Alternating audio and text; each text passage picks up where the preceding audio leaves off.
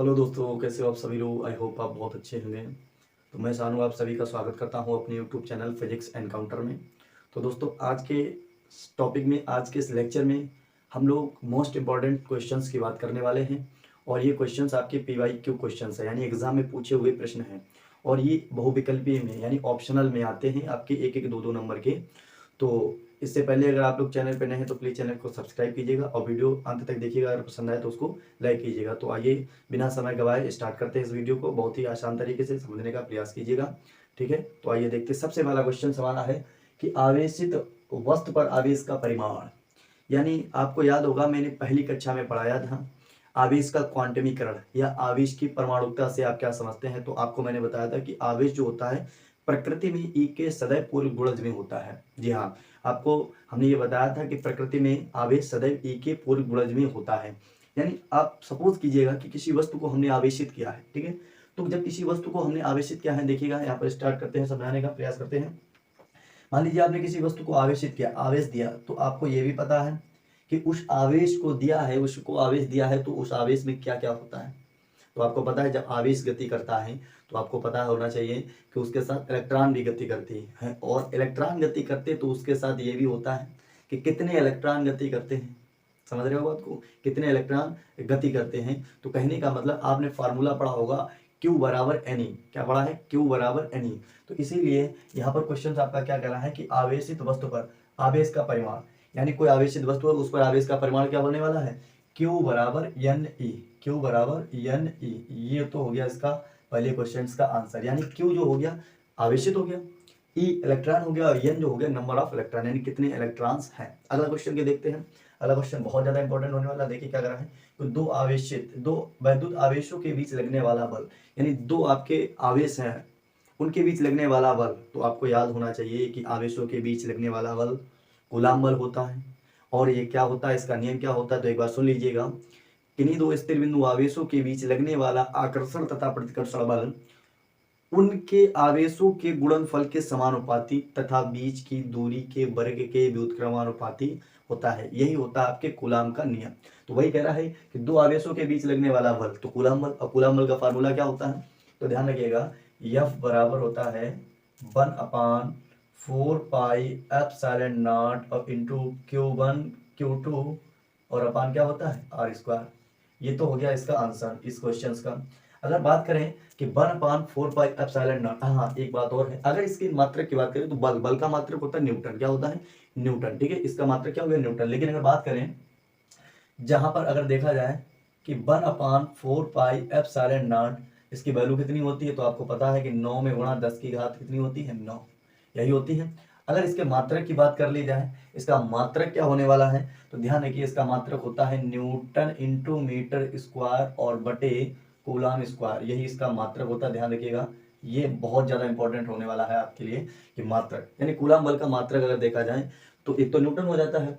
और अगर 1/4πε को देखें तो 9 × 10 की घात 9 के इक्वल होता है। तो इसका मात्रक न्यूटन इंटू मीटर स्क्वायर प्रति कूलाम स्क्वायर होता है, ठीक है। अगला क्वेश्चन की बात करने वाले हैं। देखो अगला क्वेश्चन क्या करने है कि किसी माध्यम की वैद्युतशीलता से आप क्या समझते हैं। तो आप ध्यान रखिए कि माध्यम की वैद्युतशीलता जिसे कहते हैं एप्सिलॉन नॉट। क्या कहते हैं? Epsilon not. तो इसके माध्यम की वैद्युतशीलता ध्यान रखिएगा, इसकी परिभाषा बताने वाले हैं। इसके माध्यम की वैद्युतशीलता होती है, मान लीजिए स्मॉल e बराबर लिख सकते हैं E0 इंटू के। ये फार्मूला ध्यान रखिएगा, E0 इंटू के, यही होती है आपके किसी माध्यम की वैद्युतशीलता। यानी E0 जो होती है वो वायु या निर्वात की वैद्युतशीलता होती है। के जो होता है वो परावैद्युतांक होता है। तो कहने मतलब वायु या निर्वात की वैद्युतशीलता और परावैद्युतांक के गुणनफल को निर्वात की वैद्युतशीलता कहते हैं, ठीक है। तो अगर के की बात की जाए, के की, तो के लिए वायु और निर्वात के लिए इसकी वैल्यू कितनी रखी जाती है? 1 रखी जाती है, ठीक है। तो इसका आंसर ये हो गया। अगला क्वेश्चन है कि विद्युत क्षेत्र की तीव्रता से आप क्या समझते हैं। तो बच्चों ध्यान दीजिएगा, ध्यान रखिएगा, विद्युत क्षेत्र की तीव्रता होती है E बराबर होती है E वेक्टर बराबर होता है F वेक्टर अपान Q0, यही होती है। यानी कि ये तो क्योंकि E जो है विद्युत क्षेत्र होता है तो ये सदिश राशि है, F भी सदिश राशि है, तो यही इसका फार्मूला होता है। E बराबर होता है F अपान Q0। और इसकी परिभाषा की बात करें तो ध्यान दीजिएगा, ये एकांक धन परीक्षण आवेश पर लगने वाला बल विद्युत क्षेत्र की तीव्रता कहलाता है। मात्रक की बात कर लें, अगर इसकी यूनिट की बात कर लें, ध्यान दीजिएगा, तो इसका यूनिट क्या होने वाला, बल का मात्रक होता है न्यूटन और आवेश का मात्रक होता है कूलाम। तो इसका मात्रक हो गया न्यूटन प्रति कूलाम। अगला क्वेश्चन की बात करने वाले हैं। वैद्युत विभव का सूत्र तथा मात्रा लिखिए। वैद्युत विभव यानी वैद्युत विभव क्या होता है, इसकी परिभाषा क्या होती है, तो किसी एकांक धन परीक्षण आवेश को किसी बिंदु से लेके वैद्युत क्षेत्र में लाने में जो कार्य करना पड़ता है वो वैद्युत विभव की इक्वल हो जाता है। तो इसका सूत्र होता है V बराबर क्या होता है, B बराबर होता है W/Q0। B बराबर क्या होता है, W/Q0। और अगर इसके सूत्र मात्रक की बात करें तो मात्रक क्या होने वाला है, तो मात्रक जूल, यानी कार्य का मात्रक क्या होता है, तो जूल होता है, ठीक है। और प्रति आवेश का मात्रक क्या होता है, कूलाम होता है। तो एक तो मात्रक ये हो गया जूल प्रति कूलाम, या विभव का मात्रक होता है वोल्ट। ध्यान रखिएगा, विभव का मात्रक क्या होता है, वोल्ट। तो ये हो गया क्वेश्चन। अगला क्वेश्चन की बात करने वाले हैं बिंदु आवेश के कारण, बिंदु आवेश Q के कारण r दूरी पर वैद्युत विभव। तो वैद्युत विभव का फार्मूला पूछा गया, तो वैद्युत विभव का फार्मूला होता है 1/4πε0 इंटू Q/R।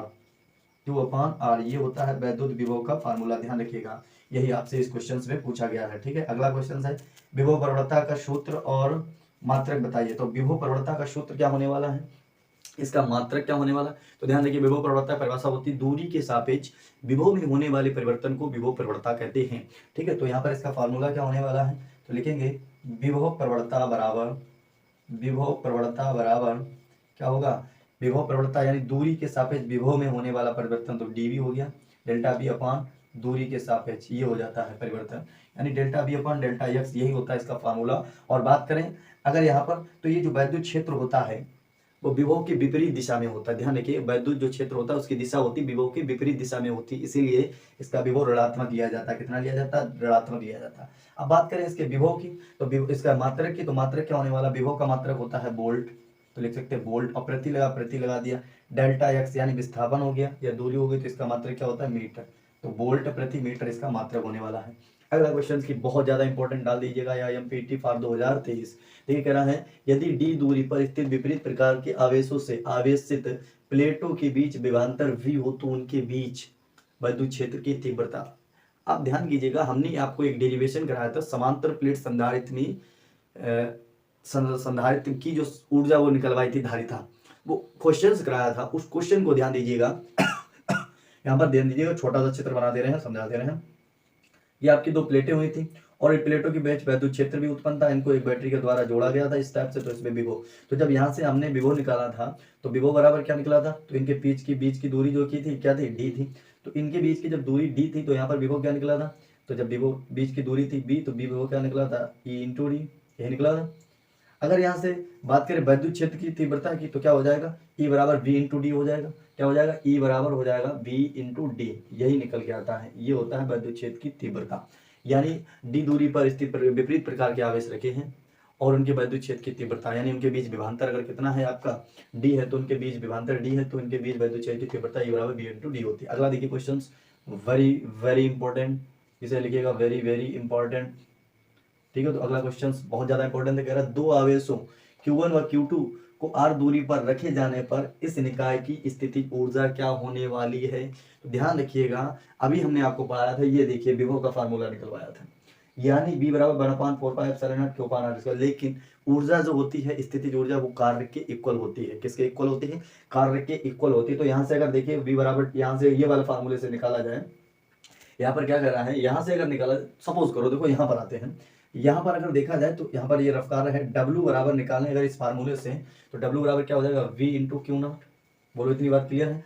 अभी V इंटू Q0, V की वैल्यू क्या है, ये है, तो यहाँ पर लिखेंगे W बराबर 1/4πε0 और इंटू क्या हो जाएगा Q/R, और ये इंटू में क्या है Q0।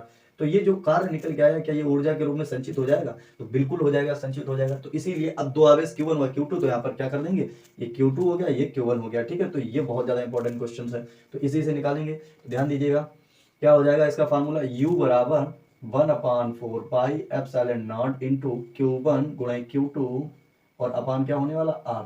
यही कहलाता है आपके दो आवेश Q1 व Q2 r दूरी पर रखे तो इनके बीच स्थितिज ऊर्जा। अगला क्वेश्चन देखिएगा क्या कह रहा है कि वैद्युत द्विध्रुव आघूर्ण का सूत्र और ये किस प्रकार की राशि है। वैद्युत द्विध्रुव आघूर्ण का सूत्र, तो वैद्युत द्विध्रुव आघूर्ण को आपको पता है P बराबर लिखा जाता है, क्या होता है, Q में इंटू 2L, Q में इंटू 2L। अगर इसकी परिभाषा की बात करें तो क्या होने वाली है, तो ध्यान दीजिएगा, परिभाषा की बात करें तो क्या होता है कि समान प्रकार के आवेश होते हैं, तो किसी एक आवेश का परिमाण दोनों आवेशों के परिमाण के बीच की दूरी के गुणनफल को क्या कहते हैं, वैद्युत द्विध्रुव आघूर्ण कहते हैं।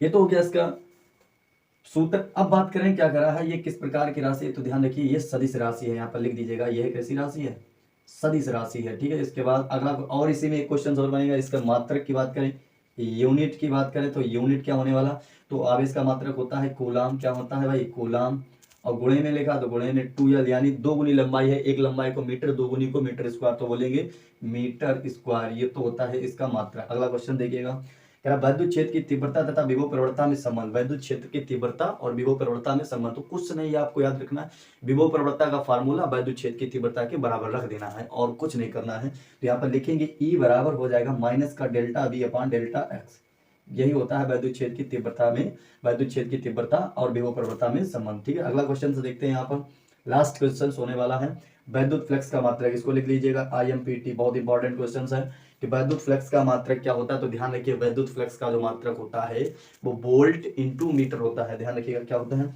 वोल्ट में इंटू मीटर होता है, और यही होता है वैद्युत फ्लक्स का मात्रक। ठीक, अब इसके बात करें फार्मूले की, तो फार्मूला भी ध्यान रखिएगा, फाई E बराबर होता है E वेक्टर डॉट A यानी ये होता है इसका फार्मूला EDA। ठीक है, फाई E बराबर होता है, अगर इसके परिभाषा की बात करें तो ध्यान रखिएगा किसी बंद पृष्ठ से गुजरने वाली वैद्युत बल रेखाओं की संख्या को हम क्या कहते हैं, वैद्युत फ्लक्स कहते हैं। तो आई होप आपको ये वीडियो बहुत ज़्यादा इंटरेस्टिंग, बहुत ज़्यादा शानदार लगी होगी। तो अगर अच्छी लगी हो तो प्लीज़ एक लाइक कीजिएगा, और चैनल पर नए हैं तो चैनल को सब्सक्राइब कीजिएगा, और दोस्तों के साथ इस वीडियो को शेयर भी कीजिएगा। थैंक यू, धन्यवाद।